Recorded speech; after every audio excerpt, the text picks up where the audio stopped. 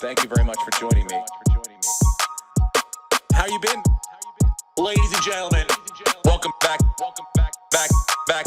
Steve Renazizi. I'm the guy. I'm the guy. Fucking lit. I'm the guy. Steve Renazizi. Lit. I'm the guy. I'm the guy. Fucking lit. I'm the guy. Steve Renazizi. What's the odds? What's the odds? What's the odds? What's Hey, it's What's the Odds? Steve Renazizi back at you. Happy Thanksgiving. Hope you guys had a great turkey festival, whatever, celebration. Brenton, you've already got all the trees up, all the little trees, all the trinkets. There's a picture of you guys with your love, expressing your Cassie love puts behind up you. the little trees, and then I gotta scratch the shit out of my arms putting up the one that's 3 times my size. So it's a fun time. Yeah. Did you? I have a video. I'm gonna put it up as a promo for next week's Chicago shows. Of me, like I was like, when you watch something, you're like, oh, I turned into my dad. Like Jackson was holding it, and I was like, hold it. You have to hold, and I'm like, you got it. And I went to pull away, and I felt it tipping. He's like, I'm like, you don't got. I yelled, I'm like, you don't got it. And I'm like, it's going. And unbeknownst to me, Tracy was videotaping the whole thing. So, I'll post that tomorrow. But yeah, we just did that this past. We were gone for the week of Thanksgiving. We were at a family wedding. I didn't put any pictures out because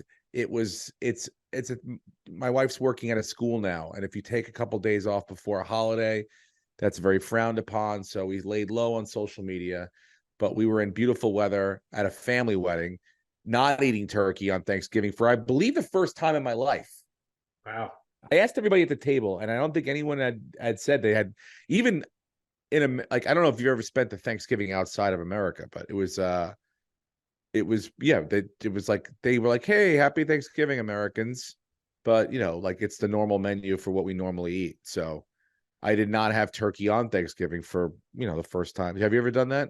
No, because turkey on Thanksgiving is the best. But you know what's even better, Steve? The next day, turkey parmesan. I know. I was waiting for you to say that, and I'm like, look here. It was a delicious week. Oh God, did you eat it? Did you make it? Oh yeah. You know what? It's so funny because look, I got home on Friday, the day after Thanksgiving, and I really did. I felt like I wanted turkey. Like I felt like I had missed something a little bit. So I smoked a turkey, a small one, like a 12-pound. I bought like a turkey on Sunday for like $1.50 a pound at the butcher. Because like only lunatics eat turkey after Thanksgiving. So it was perfect. I smoked it on Sunday. My mom, I hadn't seen her, so she came over, and it was great. We had an awesome time. And as I'm slicing up the big pieces of the turkey breast, I was thinking to myself, I'm like, these do look like cutlets, although they are not. They do look like them, and I could see how it could be fastened into a Parmesan of sorts. But again, trying to wrap my head around making turkey Parmesan, and even worse, stomaching it, it's still not. I'm telling great. you try it once and you're going to be hooked, and it'll be a Renazizi tradition for centuries. I don't think I could ever do it. You'd have to. It would be like you'd have to slip it to me. You'd have to slip it and be like, "Hey, we got you." But I would even know. Like you would have to like slip it in my food. I would know. I would know by the gaminess. I would know by the texture. I would know, dude. And let me tell you, that's not to say I love turkey. I made myself on Monday a leftover smoked turkey sandwich. It was delicious. It was great. But the sauce and the turkey shall never. It's a bad mix, bro. Just like you talking about it, you're like about to gag. It's really, I feel it in my throat. Dude, I'm doing the best I can to reach out and try to connect with you on this thing. You're not connecting, this though. fucking You're white just trash. You've never tried it. Uncultured. That's not connecting. You're not trying. Fuck it. This is something that they would offer at not even the Olive Garden. Eat my turkey parm, Steve. Like, eat it. Dude, if turkey parm was really good, the Olive Garden would do a Thanksgiving turkey Parmesan special just to lure in people. But they know. They know it's not good. They don't have the secret recipe. They don't have the secret recipe. How about this? I've never seen a cultured chef, right? I forget even like world known, or just say a cultured chef of respect, a respectful chef preparing. Send me a clip of a cultured chef preparing turkey parmesan. Do a deep dive. Yeah, it's going to be real fucking deep, Brenton. It's going to be the deepest you've ever dived. This is bottom of the oceans kind of shit right here, dude. Because no self-serving. I mean, forget Italian. You find an Italian one that's like I mentioned this to Tracy's grandmother, Gigi. She'd throw up. She's 98 years old. I don't want to hurt the old woman.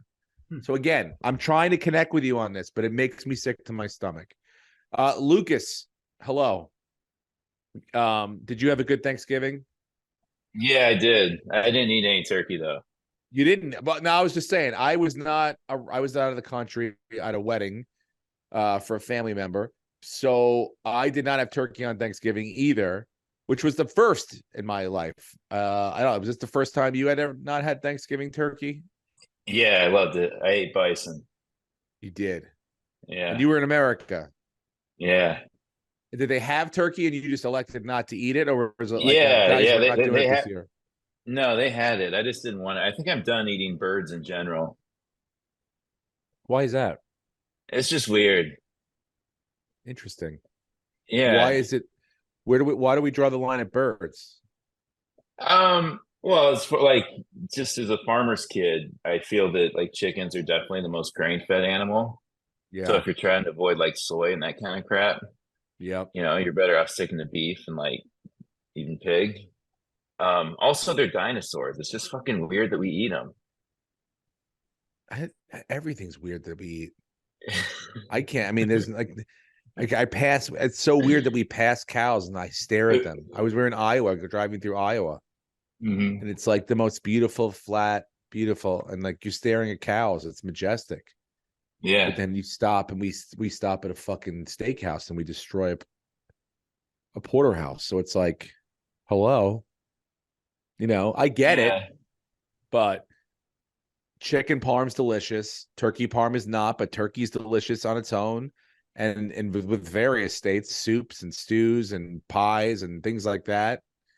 But again, to each their own. I hope everyone had and celebrated their Thanksgiving the way they wanted to. And now we're on. I mean, it feels like it's, usually it's like, oh, a couple weeks, and we got a little time before Christmas. I think this is the longest stretch in between. So I mean, we're not just starting to get into December. It's November 30th, so we're almost there. But I'm not rushing anything. I don't want to rush. I feel like I got on the tour bus on Halloween and I got off, and there's Christmas trees everywhere. So I feel like I missed a lot. So I'm trying to slow shit down. But again, my wife's the same way, Brenton. My wife's got trees up. When I came home, there were trees up. We got all the fucking trees up. But I'm doing something. We have a driveway that's very long, and so no one could really see our house. And last year, I tried to do Christmas lights on the outside myself. They look terrible. Then I tried to pay a guy, and he ripped me off.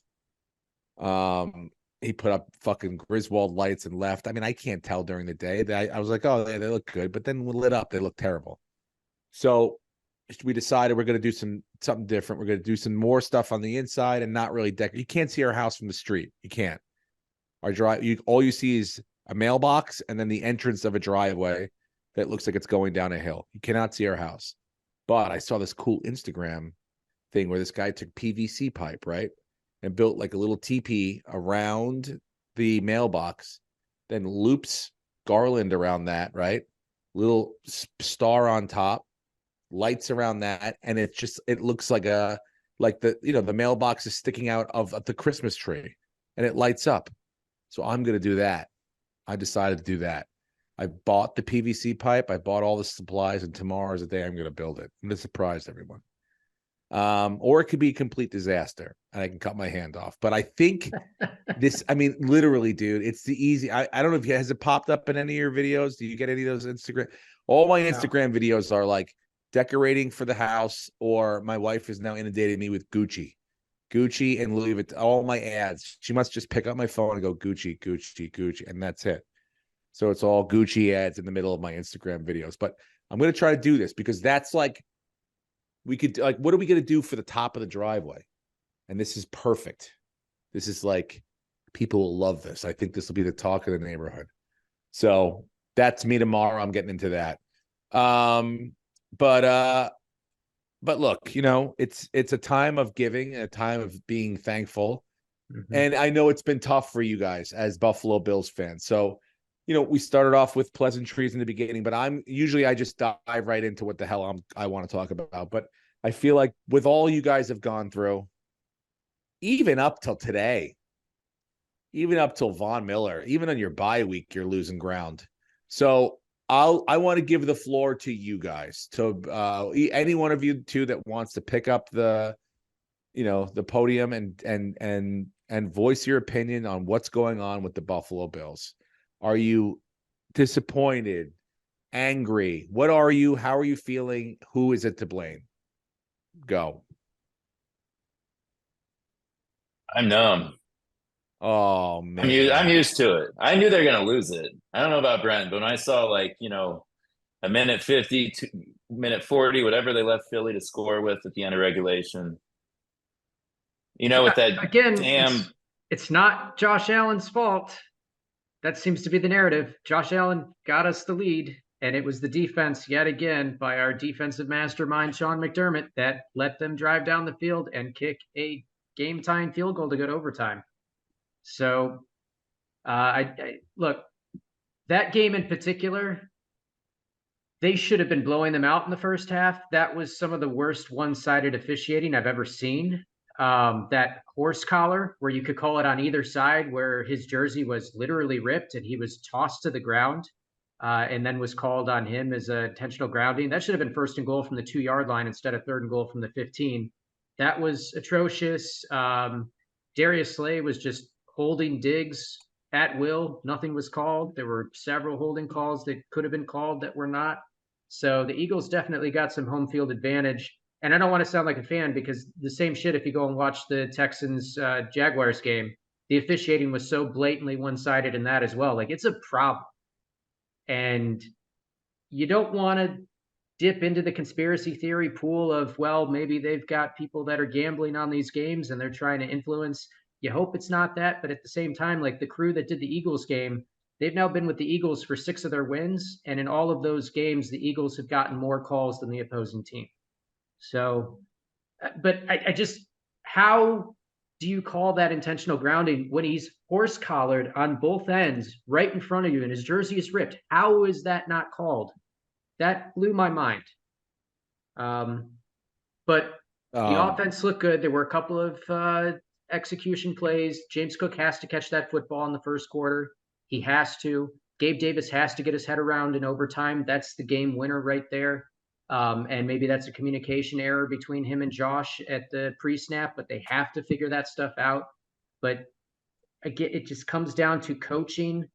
McDermott's not making the right adjustments. I do like how Joe Brady's running the offense. It looks so much better than it did a few weeks ago. And they're putting up points against really good defenses. I mean, you put up 32 against the Jets, you get 34 on the road in the rain in Philly. Like, the offense looks good. The defense is playing better, but McDermott is fucking up. And you have 20 seconds in a timeout. You just have to get into field goal range. Why are we taking a knee? You literally had the same scenario last year, Thanksgiving in Detroit, and you got down the field. Allen to Diggs, right in field goal range. So why are we not doing that before the half? What was the purpose of just taking a knee and going, let's see what happens on the coin toss? I don't get it, Steve. He needs to go. That being said, I still think they make either the 6 or 7 seed. They're going to sneak in. I think they're going to back against the wall. They're going to beat Kansas City. They're going to beat Dallas. They could run the table here. Maybe they slip up and lose against Miami at the end, but I think they take 4 out of the next 5 and they're going to get in. And the teams ahead of them, you have the Browns are just destroyed by injury, so they're going to fade. Joe Flacco's not the answer there. You have the Colts, meh, and they just lost Jonathan Taylor for a couple of weeks. They could lose this week on the road in Tennessee. That's a game I was actually looking at for our parlay. So I think the Bills can get back into it. And if they play the way they played against Philadelphia, they're going to be a son of a bitch to whoever has to play them in the postseason. Like, I would not, that is going to be one of the, if not the best 7 seed teams to come into the playoff. Like, they're so much better than the record. It's a lot of execution and coaching mistakes that have led to several losses that shouldn't have happened.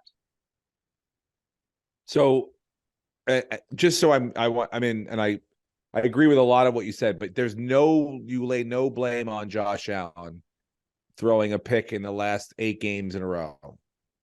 A lot of those picks have not been game-losing interceptions. Has he made mistakes? Yes, absolutely. But we're going to focus on one Josh Allen pick when Jalen Hurts had multiple turnovers in that game and could have lost it just as easily for the Eagles. Like, it was a bad pick. It was a bad read. But how many other times in that game was it like, if we had any other quarterback, that play's not getting made and this game's done in the third quarter, early in the fourth quarter? Like, Josh carried that team again. He carried the team you're not against in the Denver. game. Yes, I carried agree. the team against Cincinnati. It was the defense that has been letting us down, and it's our coaching that's been letting us down. Yeah, Josh the 12 men on the field. He's being asked to do way too much. But the one thing that I did like that I saw, and Joe Brady finally is doing it, it is much more balanced. We established the run against the NFL's #1 rushing defense. We established the run and we were controlling the clock, and Josh was asked to do less, and that was great to see, which is why I think Buffalo is still in it, and they're a very dangerous team, and they're no longer the favorite. They don't have the target on their back. They're the underdog, and they're hungry, and I like being in this position. I don't like losing. Correct me if I'm wrong, though. The schedule is not easy going in, though, right? It's not easy, but I mean, if you win a couple of these games coming up, I think you got a moral victory in Philadelphia. Team played their heart out.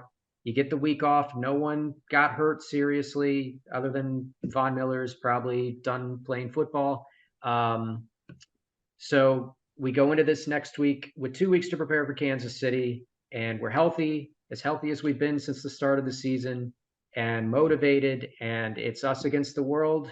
And I really like our chances. If they beat Kansas City and then they beat Dallas, like, watch the fuck out. Now we're talking about them potentially getting to the Super Bowl. They're going to have a hard road to get there, but people are going to be like, okay, this team is for real. So these next 2 weeks are our playoffs. Lucas, first of all, you look beautiful in the 3 p.m. sunlight. You look like it's like an independent film in your fucking joint right now. If you're listening and not getting a chance to see, if you get a chance, check out the video on YouTube, because Lucas is it's gorgeous. I mean, when you're a bachelor, he's never been healthier. You don't need blinds, Steve. He's fit.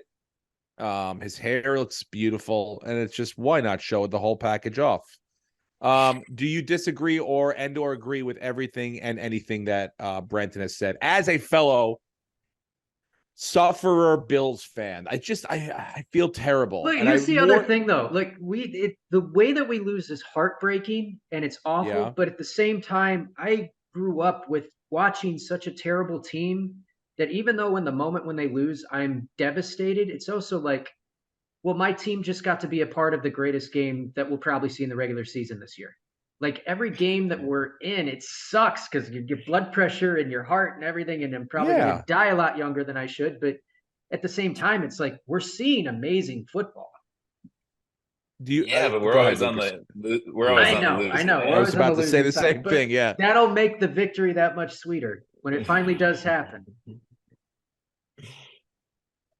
I mean, when Elliott hit a 59-yard field goal in the rain, there's nothing you do about that. That's just God hates you. Yeah. So, yeah, like, I knew they would lose. I just didn't know how. And I always think that they've lost every way that I think a team could lose. And then they surprised me. As far as the officiating, I was just, especially the non-horse collar call with the intentional grounding. How are these plays not reviewable? How are these penalties not? It's crazy because I've seen 1 or 2 times where they were literally do a New York quick review that, like, before the play clock is even down 5 or 6 seconds, they're moving on. Can I also? it's weird. What catch or no catch or it's they have the ability to make these things happen very, very quickly. Yes. And it seems to be, I don't know. I'm not sure. I also But want to again, add on guys, that intentional grounding, Gabe Davis was in the area, like he was standing right there. So even if you're not going to call the horse collar, I then know, Josh but is I feel arguing like he's right the fuck there. He was I, trying to throw it to him for a reason. I And feel then like if we broke down the officiating, you'd have the argument on either side. I'm sure it's been missed on either side. But it's a I'm just horse saying, collar. It's a horse collar yeah. at the end of the To day. me, arguing officiating is like arguing the weather. Like, well, we were going to run the ball, but then it's His like both jersey teams had to play is with it. literally ripped. It was a horse collar. It's not debatable. Okay, It's a horse collar. But then I will say, I'll Steve, find you 15 yards in the first half that they'll that'll even it out. well, not really, because we're talking about a swing in points. We're first and goal from the 2. We're probably getting at least the field goal there versus third and goal from the 15, and then later having the field goal blocked. Again, I'm not disagreeing with you, but that didn't stop your defense from allowing Jalen Hurts to march down the field. I mean, it was like with a minute. What do you give him? A minute and 13 minute? How much time did they give him? Like a minute 50. Yeah, I don't know why they didn't milk the clock down more.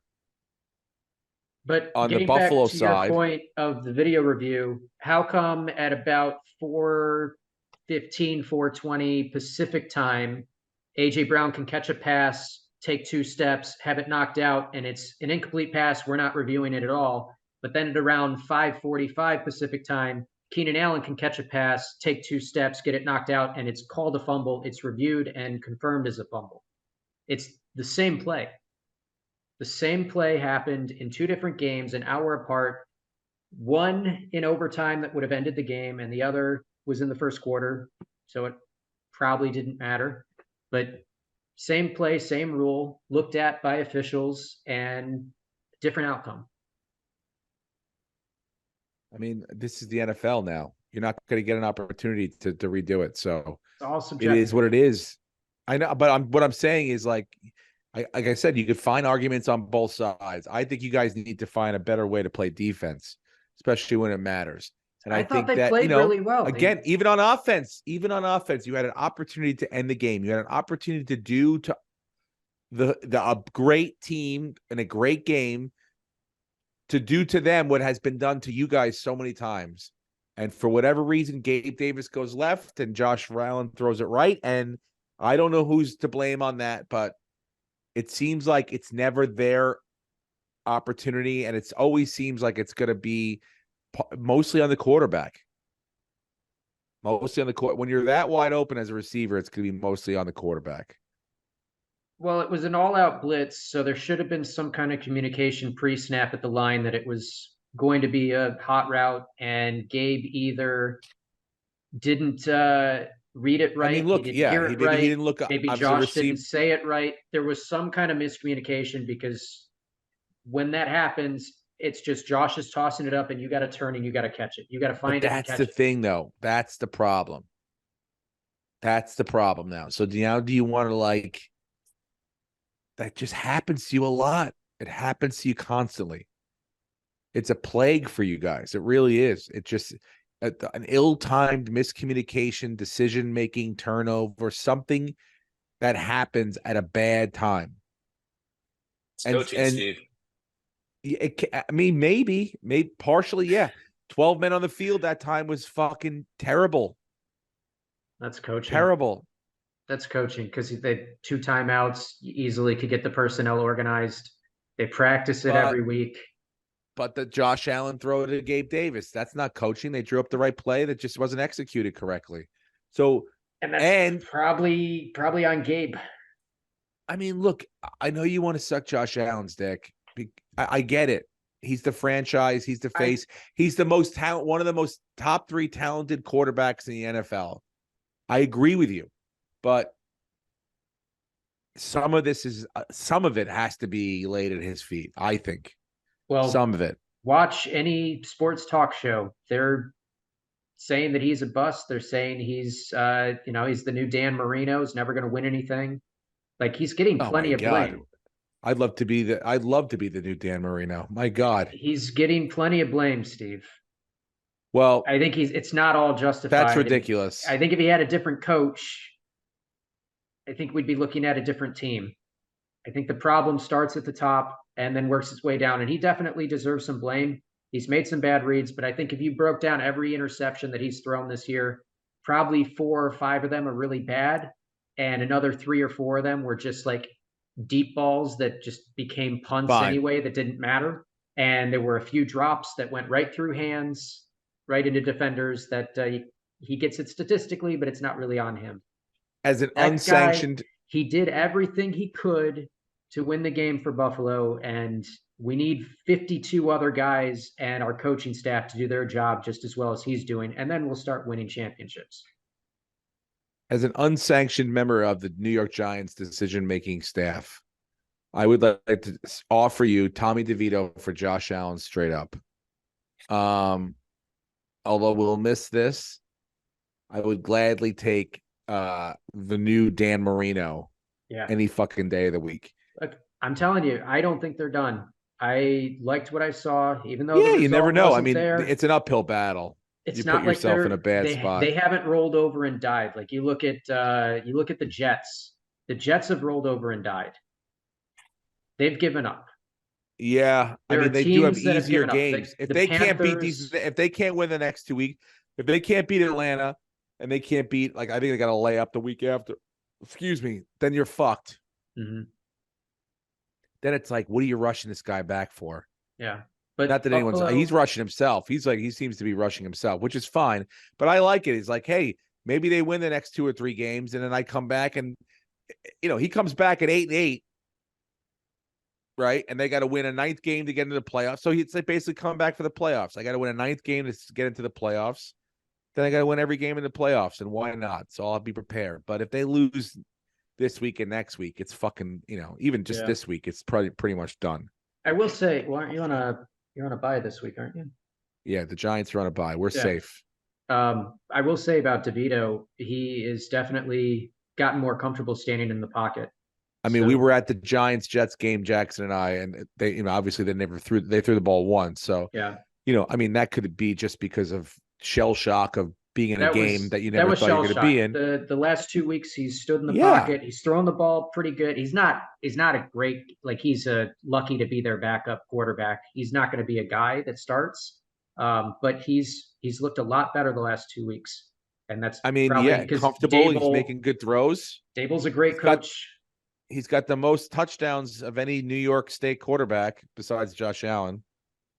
Well, the ones that play in New Jersey, at least. So, again, he's 2-0. What could you complain about? I mean, all he's doing is forcing the fact that we're going to have to. I mean, if the plan was to tank, he's not. No one told Tommy DeVito because it's not happening.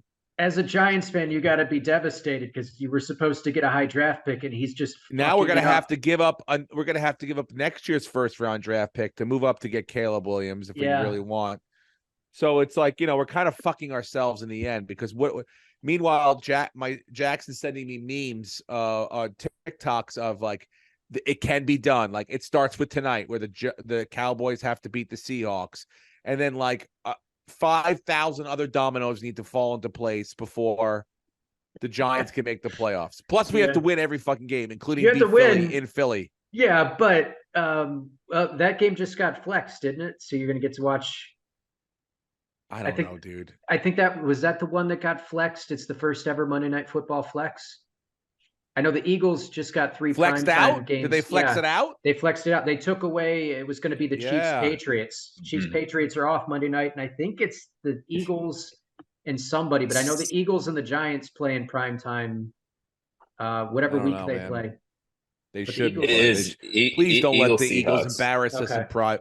Seahawks. All right, great. 2 teams that could be, Then the next week, I think I don't want to get moved, Giants. flexed in to be embarrassed on another. You're on prime time. They're doing like maybe that's the Saturday night, December 16th. They're doing 3 games on Saturday, and I think you're the late primetime game. No, wait. It's got Vikings, Bengals, Steelers, Colts, Broncos, Lions. Thank you. For the 16th. And then, so you're going to be the week after? You're either 14, 15, or 16. Whenever you play the Eagles, you're prime time. Great. look, it's like we're just getting moved away from where we need to be. Yeah, You we know, should be and that's tanking. it. Are It's you? So we're all in agreement. You're a good fan if you drew for the draft pick. Yeah, just because like when you really think about it, we play a lot of fantasy football, and in fantasy football, when you draft, there's a snake draft.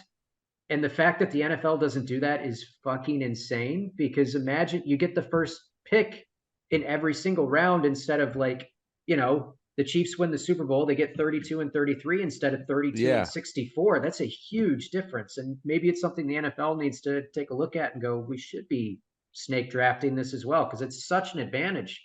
So, yeah, you want the first pick or you want a high pick. You guys are probably setting yourselves back a year or two the more games you win because you're not going to go to the Super Bowl. exactly. But that's what I was almost alluding to you before. It's like if the Bills are not going to do, if the defense is going to let them down in the playoffs, would you rather just start sliding them down? No, no, towards no, the no, top of no, the no, all right. because they're scoring points. They I can know. All shoot right. out I with mean, people. look, And I know it's a stretch. The defense has played a little better. The last couple of weeks they've played better. I know they gave up a Milano lot of killed you points to guys. the He was playing so Eagles. well. I know, but they've kind of rightened the ship in the last couple of weeks, and the defense is doing better against the run. They're playing good against the pass. Rasul Douglas has looked good. Floyd's looked good. Like they have pieces. And this past week we're missing a couple of we're missing Dane Jackson and another corner. So they'll get them back healthy after the bye. And there's something going on in Buffalo. I think people need to pay attention because if they telling you if they win the next 2 weeks, they're back in the Super Bowl conversation. Easy. All right. I mean, Easy. you look at the teams above them, and you have the Ravens have looked very good. You have the Dolphins who have looked very good, but then a lot of the teams below that they have a lot of question marks, and a few of them that are in playoff positions currently, they've lost their quarterback, or they've lost some key player, or they've lost everybody like the Browns, and they're just not going to last the next 5 to 6 weeks and keep winning games. Like the Browns are going to lose to the Rams this week. That's a How have you guarantee. been? Well, yeah, probably. Yes. Joe Flacco is starting at Yeah, quarterback. no. Yeah. And Aaron Donald's gonna eat him. How are you doing in gambling or fantasy this year? I haven't heard a lot out of you. Well, we had the big win in week 6, and then I'm 4 out of the last 5 weeks on my 50-50 cash lineups. So it's been a very good year. It's been a good year in Biddlecombe land. Yes. The Comedy Store League, I'm getting so fucked. So fucked. I had Kirk Cousins and we were riding the ship 8-0 all the way together. And then since he got hurt, yeah, right away, fucking Derek Carr gets hurt, and I got no quarterback, and I've lost 4 games in a row, and no one will trade me a quarterback. No one. I offered Braden Cooks and someone else for Josh Dobbs, the goddamn Nost, and he was like, no. And I was like, Nost, you piece of shit. I'm offering you a number 2, 3 wide receiver for a quarterback you're never gonna fucking use. Well, you're not making the fucking playoffs. You got away with that. Who's on the waiver wire? Every week I gotta go. I go with next man up. Last week I tried to win with Will Levis, 0.35 or whatever the fuck. I'm fucked. No one could give. No one is giving me now. Derek Carr's back, so I got to ride him out. But I'm like, fuck, man. I had a whole thing set up. Well, anyway, Derek Carr this week, he doesn't have anyone to throw to. Yeah, I know. I lost to Jackson last week. Oh, holy shit! First time ever. And I talk so much shit. I told him, I go, look, dude, I'm gonna embarrass you over the Thanksgiving break. It's gonna be, but we'll watch it together and we'll watch it happen. And then, he's like, it's not gonna happen. I go, look, there'll be a day when you're gonna beat me, but it's not this weekend, so don't worry about it. Cut to Joe Mixon doesn't show up, D Hop doesn't show up. Fucking Justin Jefferson, you gonna play? No, you're not gonna play. When are you gonna come off the goddamn IR? After the bye. Anyway, going into Monday, listen to this. I have 118.7. He has 118.9 with Josh Dobbs and TJ Hawkinson going. Well, he's like, I got to go study for this fucking math thing. This thing's in the books. I watched the first half. Do you know what the score was after the first half? Dobbs had 118.7 to 116.8. He had negative the 2 picks. He didn't throw to Hawkinson one. I'm like, this is a miracle. What's about to happen here? Obviously the second half, he still threw 2 more picks, but he must have thrown enough yards and he threw a fucking thing to Hawkinson. So I lost by 20, but still I was like, this could be the greatest miracle of all time. Yeah. Do we want to update the listener league? Go for it. I'm playing terribly. Yeah, well, Lucas, you both have been officially eliminated from playoff contention. Lucas is in dead last at 2-10. I'm second to last. You're in 8th. You're in 8th place. You're 5-7. Right. It's not horrendous, but obviously not great. And then at the top, Jordan Ponce is 9-3 with more points than me, also at 9-3. And then we got Alex Acosta at 8-4. Jake, our producer, at 8-4, and then a couple of teams at 7-5 trying to fight for that last playoff spot with 2 weeks to go. In my family league, Jackson's playing Jonah this week. Winner will probably make the playoffs. Loser will most definitely not make the playoffs. So the playoffs have started for the two of them. Are high. Yep. I'm 8-3. I'm sitting pretty. I'm the 1 or 2 seed, so I should get a bye. So yeah, things are all right in that aspect, but I will be giving up. Definitely. That means officially this has come to an end. Right here, what's the odds listing? 2022 champ. I'll have to send this and send a new plate to someone else. You're the Los Angeles Rams of this year. That's it. No more poop for me. Have you guys been watching the new Hard Knocks with Mike McDaniel? Thoughts? What do you think? You haven't seen either one? I've been watching real football nonstop. I'll get to it eventually. Well, what do you do on Tuesday nights? I watch the replays of the games. That's the gayest thing I've ever heard in my life, Brenton. Well, it makes me money, Steve. Oh, God. Anyway, I watch Mike McDaniels make awkward jokes in front of jocks who don't quite understand his humor. That's my impression of what's going on. I love it. I think he's great. I would want him to be my coach. I understand sarcasm. I completely get. But to me, I think some of his stuff misses the mark with his own players. I don't know how you feel, Lucas, but what are your initial thoughts on it? I mean, yeah, like I'm only watching it to see Mike McDaniels. If he wasn't the coach, I probably wouldn't watch. Yeah. I have a question. Me too.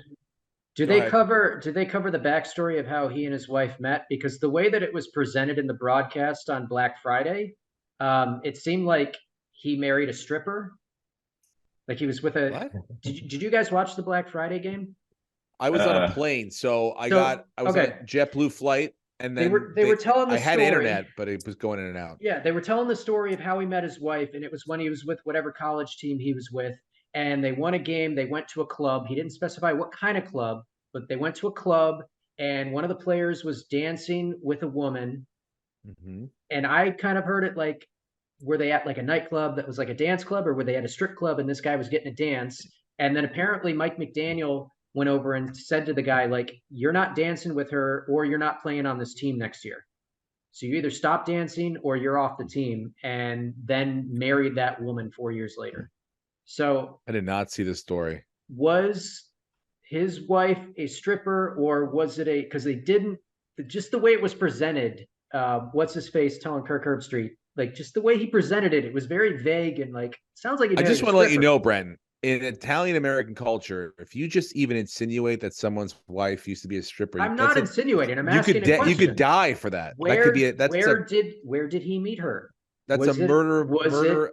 Was it a gentleman's club, or was it a dance club? I'm just curious. I'm not sure. I was wondering if they addressed it in the Hard Knocks. They did not get to. They have not. Have they shown his wife? Cliff Kingsbury. No, it's only been him making awkward conversations to the play. I mean, think about it. Since they've been covering him, they played a game, and then they had like 4 days off, and then they played another game. So there's not been tons of, it's been mostly, him the first episode. It was covered a lot of him and who he is and, how he talks to the guys and makes awkward sort of, he's not your normal coach. Mhm. And then this last episode really covered Jalen Phillips, which was terrible because it was like watching a car accident in slow motion because, you know what's going to happen. He got hurt. And it was a really unbelievable, like, sort of piece towards watching this guy's whole season go down the drain. It was tough, but I Too bad for enjoy Mike him, McDaniel. but Jason Pierre-Paul coming in, that'll be interesting. I had no idea that did they bring him in? Yeah. Mhm. Yeah. Jason Pierre Claw. How is that hand? That lobster fucking claw. It's fun seeing him sign contracts, Steve. It's always it, a fun photo. Yeah, that disgusting claw. Is it has he been just sitting at home or has he been playing with somebody No, else? he was on the Saints practice squad. So he okay. he got signed over to Miami. Dude, he's a freak athlete, man. Mm-hmm. A freak. So, he'll figure out how to get to the quarterback. Yeah, the rich get richer. By the way, I mean, but what are you going to do about Von Miller? So they're most likely going to cut him, but I think they're smart, so they're going to wait for the NFL to do an investigation and suspend him because that'll save 17 million in dead cap space. But he's off the team, like he's not coming back. It's just a matter of when they kick him off the team. But most likely for the cap reason, they'll wait until the NFL does their thing, and that'll probably go pretty quickly because I just got a text from my brother. He turned himself in. There was an arrest warrant out, and he's now in custody. So I'm sure the investigation will go very quickly, and he'll be suspended by the NFL and officially be off the Bills probably within a week. Damn. I have a Von Miller T-shirt I really like too. Well, time to give it to toss it out the window to the homeless. Man. I mean, who knows? Is it? I mean, I don't know. I don't know how. Is that how this thing goes now? Maybe she hit him first. I mean, What if he's getting Trevor Bauer? They'll do an investigation, and maybe he's innocent, but most likely he's off the team regardless. And it's just a matter of if the NFL suspends him and saves us the cap space or not. But I hope, obviously, I hope his girlfriend and the baby are okay. And this really sucks. It's like, what else could go wrong for this team? And then this happens, literally on our bye week. And there's been no issues. There haven't really been any issues this year. It's been pretty quiet with players getting in trouble, in their downtime and not hitting their pregnant girlfriends. Whoa. Yeah, what a year for the NFL. By the way, the Dolphins fans that are piping in and laughing and mocking Buffalo for having a guy beating his pregnant girlfriend, you guys are also touting Tyreek Hill is the greatest wide receiver of all time, and he is just as guilty of that. So shut the fuck up. That's his wife now, by the way. Yeah. Not his fiance. If you watch this new episode, you see that he got married. And then she gets mustard spilled on her. That's the same. Did you see that? Or nacho cheese? Yeah. Oh, that poor guy. Oh my God. That guy was so embarrassed. He gets married. It's Tyreek Hill's mom and his wife sitting in like normal seats. Like, have they not watched real like Hard Knocks before? Like, where like the high player profile people, like they're in suites. Was that the Jets game? No, they were home, I think. Oh, because they sat like in the front row at the Jets game, and he gave her a football after he scored. So that maybe was no. I think they walked down to the front row, and then they give the football. Their seats are like, up like 16, 17 rows. But even at home, dude, you should be up in. If they don't, I'm bigger than Tua. Tyreek Hill is arguably the biggest name on that team, right? Yeah, I would say so. Brittany Mahomes is in a box. That's what I would be saying to Cheetah. Taylor Swift's in a box. Yeah, and how big was his contract? Giselle was in a box. There's enough you could spring for a box. Yeah, dude. So I don't get nacho cheese spilled on me in a box. I'll tell you that right now. It is interesting to watch though, and he is. When you see the highlights, all the highlights are from the TV angles, but the real, the Hard Knocks cameras are on the sidelines, and you see in real time how fucking fast that dude is. Just, I mean, insane. Like trying to catch a fucking, like throwing a wet cat into the middle of a room and trying to catch it. You're like, get the fuck out of here. And it's almost This not thing is fair. skittish as fuck. They have the 3 fastest players on the same offense. Top 4 speeds in the NFL are all top 5 speeds. Mostert, Waddle, Hill, and A-Chain. What's the A-Chain? Yeah, it's insane. It's insane. And their coach is always on edibles, I feel. Oh, well, he gave up drinking. Look, I don't want to. I mean, again, I don't want to talk. I mean, he's followed a similar path to my buddy Soder, where it's like after a while, you're like, this drinking thing's probably not the best for me, but I do love that weed. So you stop drinking and you keep doing that, and it's sort of, you're like, oh, I'm a better version of myself now. And I think the same things happen with him. You know, he dresses like a person on weed. Like he threw his shoes on when he walked out the door. The sweatpants are probably the ones he slept in last night. You know, but on his hands scribbled 3 new fucking plays that are gonna, like, no one's gonna figure out how to stop for 3 months after you play them. Yeah. So you get Kudos good to and the him. bad, man. He's done a great job, and Vic Fangio's really turned that defense into something the last several The weeks. defense has been playing great. I mean, again, it's the Hard Knocks tea, Kool-Aid, whatever the fuck it is.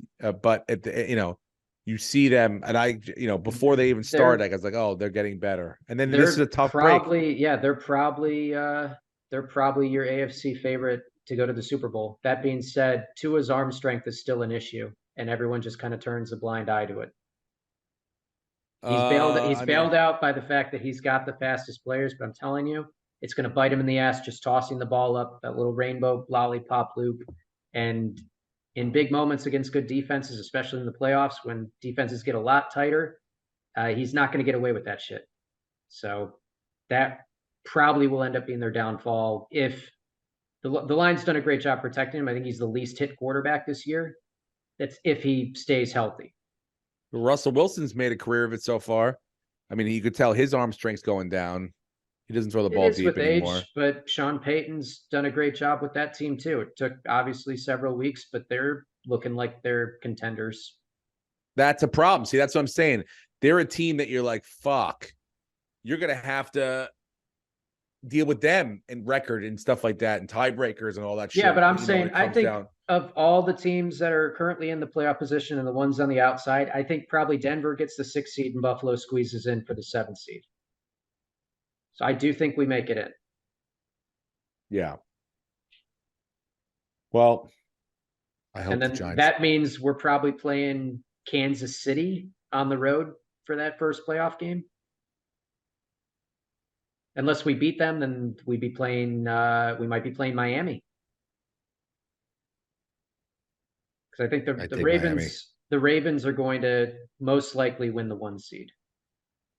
I think a lot of things can change, but yeah, I think they can change. But I think based on their division and just how all of those teams that are really good are falling apart, I think does Houston get in? So I think it's going to be the Ravens 1, the Dolphins 2, the Chiefs 3, the Jaguars 4. I think then it's probably Houston, Denver, and Buffalo. That would be the 7. Denver? No Tennessee. No Tennessee's 4-8. No Tennessee. No Indy. I think Gardner Minshew is he's not going to win enough games under pressure. What about Pittsburgh? 6-3. Kenny Pickett sucks. And they're going to lose some games. They have a Don't say that about my fantasy quarterback. Well, that's why that's why you're 2-10. Burrow's out, man. Oh boy. Yeah, Pittsburgh plays Arizona this week, so they better at home. If they lose to Arizona, then yeah, that's what I'm saying, dude. It's 100%. Pittsburgh's going to be 8-4. How you getting in above Pittsburgh? Because there's still 5 games left. I know, but just got to win out. If Buffalo wins out, they're 11. Go on they're a 5-game losing streak. I know, but they're 11-6, and all those teams above us, they're not also winning 11 games. So Buffalo's going to sneak in one way or the other. I gave you my 7. I hope so, bro. Probably I off hope by so. a couple, but Buffalo's getting it. I hope so. Let's get to this week and let's make some picks. God, I hope the Yankees get Juan Soto. Is it too early to start thinking about dreams and stuff? No. That's my Christmas wish. What about that ace pitcher from Japan? Yamamoto and Soto. I don't even know if that's the guy's name, but I want both of them. I want them. Okay? Yeah. Well, it's that's Christmas what I want time, for Christmas. So. All right. I've had some mixed thoughts about a couple of these games, but one sort of stands out to me. I really like Detroit over the Saints they're giving up 4, but I like them to beat the Saints on the road. I think they got embarrassed at home on Thanksgiving. I think that they probably took that to heart more than anything. The fact that they're 8-4 now or 8-3 is irrelevant. They're going to make the playoffs, but I think that they were like, fuck, dude, we had a chance to show the world. We lost on the opening day we beat Kansas City opening day, and that was a big win, but like we had a chance to show everyone and get this Thanksgiving snide away, and we didn't, and we blew it. So I think they go in there and they blow the doors off of New Orleans. That's my gut looking at all the games. There are a lot of even, or like the Colts and Titans were a 1-point game. That's basically a push to me. Broncos and Houston was interesting. The Houston Texans at home. I'm always like one step off on them. So I would like to take the Broncos. I really would. I think that they're just on a great roll, and but I'm not too sure. I know the defense has been playing better, right? The Broncos defense. Yeah. They've taken it personal after the 70 points. They've been playing better all around. Because you got to play well against CJ Stroud. Russell Wilson only has 4 interceptions on the season. He's throwing touchdowns. His receivers are making amazing catches in the end zone. That if you didn't see it, go watch Troutman's touchdown this week in the end zone. Like, it was perfectly thrown, and it was like by the skin of his teeth. He was in bounds in the end zone. It's really impressive. And they've got good running backs. Those are the 2 games that stood out to me. I don't know your thoughts on either one of them, or I like that 3.5 hook, because if they lose, they could lose by a field goal to the Texans. So I do like that one. I agree with you. 3.5. It's 3.5 on Bet DSI. So whatever you said, I got 3.5. I got 3. I got 3.5. So I like great 3.5 much yours. Better. I do also like the Lions coming back this week. The Saints are going to be without. They're already without Michael Thomas. You got Carr has been banged up and he hasn't been great. You've got Shaheed has already been ruled out. You've got Olave's in concussion protocol, and this would be his 3rd or 4th concussion. So the odds of him coming back are very slim. So basically your offense is going to be A.T. Perry and Kamara. And then the kid that they were working in, I don't even know his name, the guy off the practice squad, it was started with like a B or something. So those are your offensive weapons going up against Detroit's defense. Didn't look good last week, but they've looked good overall. And you're still playing in a dome, so it's not like Jared Goff has to play outdoors and is going to suck. So I do like that game a lot. But I mean, I like the Rams at home. I think they beat the Browns. I think the fact that they're starting Joe Flacco off the street means that the Browns know that they're going to lose and they need to start tanking, because they somehow ended up 7-3 before last week, and they knew then that they weren't going to make the playoffs and go to the Super Bowl. So I think Joe Flacco is that first step, and Myles Garrett may not play. I haven't seen the practice report today, but if Myles Garrett doesn't play, then that really sucks. And then there was someone else that was banged up on the defense as well, Newsome maybe. So I like the Rams. That would be my pick. 3.5 sucks, but I will take it nonetheless. How you feeling, Lucas? I feel good. So Lucas stepped out at the beginning of the podcast. He just got a weed delivery, so he does feel good. Your hair looks great, Lucas. Dude, he's perfect. And I got Identity back. Someone got access to my checking account last week. Took five Oh grand out shit! in Yeah, I heard about that, man. minutes. They took Yeah, but some cash out. dude, like a ton, like 5 grand in 8 minutes, and Wells Fargo corrected it, and they've been great. Oh, that's good. So to make more money, I can't believe this line is this low, but I'll take it. Give me the Bucks 5.5 over the Panthers. Panthers suck. And who's their coach Yeah, now? the only reason and then my only hesitation is teams that fire coaches. It's that first game with the new coach. It's always like Feels rah. like Let's a go get this trap. fucking. It feels like a trap, and this might be the first week that we actually see Bryce Young kind of just air it out and play very loose because he's not being held back by whatever Frank Reich was telling him to do. So, I truly don't mean to feels shit like on a your trap parade game. here, Lucas. Yeah, it feels like a trap Yeah. game. I would not be That's shocked the- if Carolina wins. I looked at it too, and I really thought I said the same thing to myself. But the only thing I thought is like I just think even the Raiders, they fire and then they come out and beat the Giants. And here's with the other Antonio thing. Pierce, it's like it feels like once we get rid of this, not that they hated. I mean, that was a different situation. The Raiders didn't really like what's his name, but I think Frank Reich is just a victim of circumstance. But I'm not sure how they react. But there is that formula where they're like, it's us versus the world kind of thing. So but I do think they should definitely beat them. It shouldn't be lost on people though that this isn't a tanking situation because they don't own the pick. So there's none of that. Like the ownership doesn't want them to lose. I think the players are more motivated to win because well, fuck the Bears. Let's fuck them out of getting. We don't want them to have the first pick. So I would not be shocked at all if Carolina wins that game outright. And Baker Mayfield is banged up, so it feels like a trap. Okay. Yeah. I know. I feel bad. Well, now. no. You changed my mind. All right, you already took the Lions, right? I know it. Over the Saints. Yeah, we have the Lions over the Saints, and we have the Rams over the Browns. I'm also looking at the Jags over the Bengals, but that's a big spread. It's there's 9 those points. 3 big spreads. There's 9.5 for tonight's game. The Seahawks, Cowboys. There's the Miami game. It's got a 9-point spread too, I think, as well. Who are they playing? They're playing Washington on the road. Yeah, and then there's that game. Washington is another team that seems like they've given up. Have you seen how ESPN Bet treats pushes and parlays now? It's insane. No. If you push in a parlay, it voids the whole bet.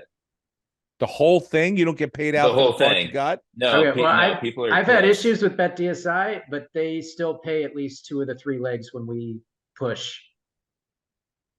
So credit to them because we did it a couple of weeks ago where we had everything right, but we pushed on one of them and they still paid out the other 2 legs. That's ridiculous to avoid it. I mean, if you're going to avoid stuff that way, then you also have to avoid when Joe Burrow gets hurt and void all those bets because otherwise you're just stealing. That's weird. People.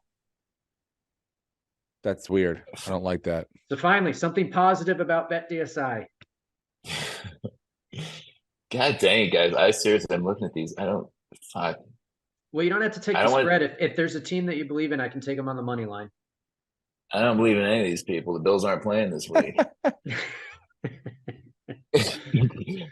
I kind of want to take the Dolphins over Washington. I know the spread's huge, but we could just do the money line. No, that's idiotic. Yeah. No, you got to take them with the points, dude. They got to beat them by 1,000. Well, yeah, they are. Okay. Until Tyreek pulls a hamstring and Tua gets hit. Oh, Brenton. And don't root for things that are would ruin the fucking whole game. And then Mostert has 46 other injuries on top of his 51 injuries that he already has. You shut your mouth right now. I'm going to ride Mostert for another 5 weeks. All the way into the fucking finals of my fantasy league. That has mostly worked out for you, that trade, which blows my mind. Beautifully. Lucky. Very, very lucky. Huge. Okay, so we're going to take Miami minus 9.5 on the road in Washington. We got Detroit -4 on the road in New Orleans, and we've got the Rams giving 3.5 points at home against the Browns. Love it. Let's see. $1 million? It's not quite, but I'll take 600 grand $297.90. to start. It's all building It's a start. blocks. It's all building blocks. Speaking of starts, I'll be starting my weekend in Zany's Comedy Club in Chicago, Illinois, a week from tonight. Thursday, what's today? It's probably the 7th. The 30th? Yeah, the 7th of December. I'll be downtown Thursday and Sunday, and at Rosemont Friday and Saturday. Professor Pizza is coming on Thursday for some delicious fucking food. You're welcome, by the way. Thank you. I mean, even though he's been to every fucking comedian that I've seen on the God's green earth, I do appreciate the hookup. But yeah, so I get to have some delicious pie while I'm there. And then the weekend after in Arlington, Texas. And then I got booked in Alaska for New Year's Eve. Anchorage, Alaska. It's a small place. I think it's called the Cutting something. And I got to look it up. The Cutting Board. It's 85 seats. So I'll put that's a sandwich place in Burbank. I don't know. I could be there, but it's in Alaska. So I'll let you know. I'll put the details up on my website. First weekend in January, Austin, Texas at the Mothership. I got Denver Comedy Works. I've got La Jolla. So SteveRenazisi.com for all the tickets. And, for the holidays, buy your friends, get tickets in the city that I'm in. That's a wonderful gift. You don't even have to live there. Oh, my friend lives in La Jolla. He loves, he'll love this. Boom. There you go, dude. Here's 2 tickets to Steve. Have fun. Enjoy yourselves. By the way, thanks to everyone that came out in Philly last weekend before Thanksgiving. Wild time, dude. Saturday second show was so fucking wild in Philly. Some woman just in the middle of the show just stood up, told everyone that she was raped. She didn't think anything was funny. And then literally sat down in the middle of the room, right? Sat down in the middle of the room like a child, like a sit-in. Had to be removed with it. She needed the bouncers to pick her up and remove. And as she was being removed, she was screaming and grabbing everyone and anything she could grab. Legs, pocketbooks, tables, ripping them all down. It was the craziest thing I've ever seen in my life. Okay, before we just take her side, what was the joke you told that triggered that? Dude, look, here's the deal. I was on for 7 minutes and I've got the whole thing audio. Okay. I was on for 7 minutes. Release the audio. Yeah. Okay. I should release the audio. I should. I mean, in context, you might not be able to. I mean, I can picture it everything beautifully in my mind. I thought this person was there to kill me. I'm in the middle of a joke. I told 0 rape jokes. 0. I don't know what the guy in front of me did. We've been doing like a mixture all weekend long of like different comics going up. Lemaire was in town, so he went up and did some spots and stuff. So we were all over the place. So I don't know. And it's no one's fault. This fucking lunatic bitch just got up in the middle of the show, had a temper tantrum, and lost her fucking mind. Couldn't believe it.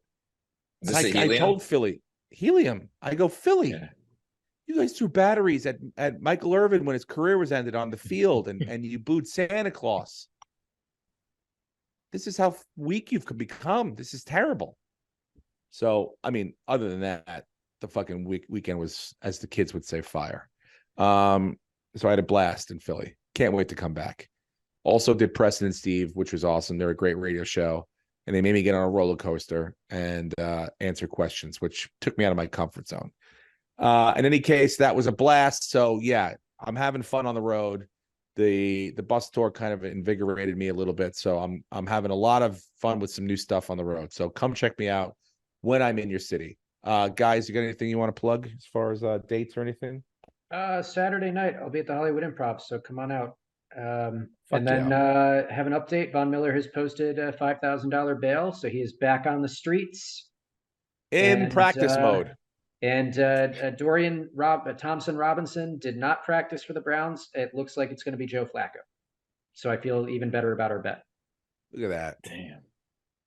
Lucas, did you just go? I think Lucas went down to post bail for Von Miller. I think that's where you went at the beginning of the show.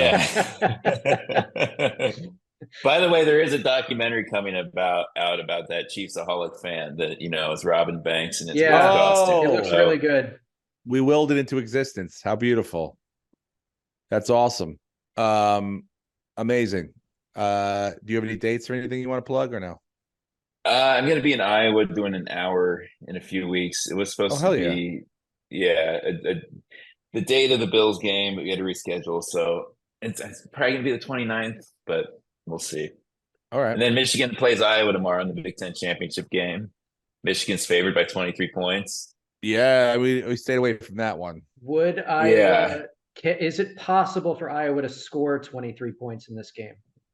No, the implied point total is 35. So Vegas is assuming Iowa doesn't score a touchdown. They think it'll be 29-6. Yeah, which I think it probably will. Yeah, man.